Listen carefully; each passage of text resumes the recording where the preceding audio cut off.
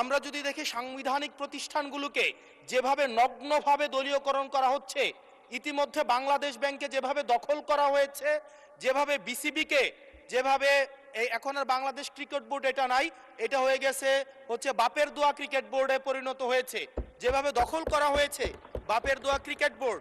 এবং আমি যখন এই জায়গায় কথা বলছি, ঠিক এই মুহূর্তে 28 জন বিচারককে মাননীয় স্পিকার তাদেরকে শোকজ দেওয়া হয়েছে। তাদের ব্যক্তিগত তাদের চ্যাট গ্রুপে তারা হচ্ছে তাদের মতামত প্রকাশ করার কারণে বিচারকদের হচ্ছে মাননীয় স্পিকার শোকজ দেওয়া হয়েছে। এই বাস্তবতায় আমরা এই গণ অভ্যুত্থান পরবর্তী সময়ে যদি জাতীয় মানবাধিকার কমিশনকে একটা মন্ত্রণালয়ের অধীনে রাখি, স্বরাষ্ট্র মন্ত্রণালয়ের অধীনে রাখি, তাদের মাধ্যমে আমরা নিরপেক্ষ কোনো ধরনের অনুসন্ধান আমরা কতটা পাবো সেটা নিয়ে কিন্তু আমরা সন্দিহান। সেই জায়গা থেকে এই বিলটিকে যদি আমরা বাস্তবায়ন করতে চাই, এটাকে যদি আমরা ফাংশনাল করতে চাই, শুধুমাত্র অর্নামেন্টাল না, যদি আমরা ফাংশনাল করতে চাই, তাহলে জাতীয় মানবাধিকার কমিশনকে অবশ্যই সেটাকে অটোনমাস করতে হবে।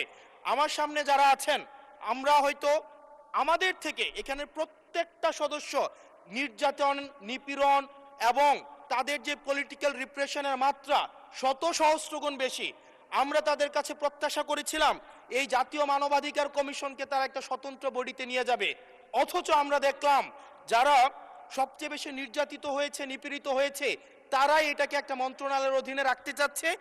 এই অজুহাতে যে জাতীয় মানবাধিকার কমিশন যদি অটোনমাস হয়ে যায়, তাহলে সেটাকে হচ্ছে এটার জবাবদিহিতা কিভাবে নিশ্চিত হবে?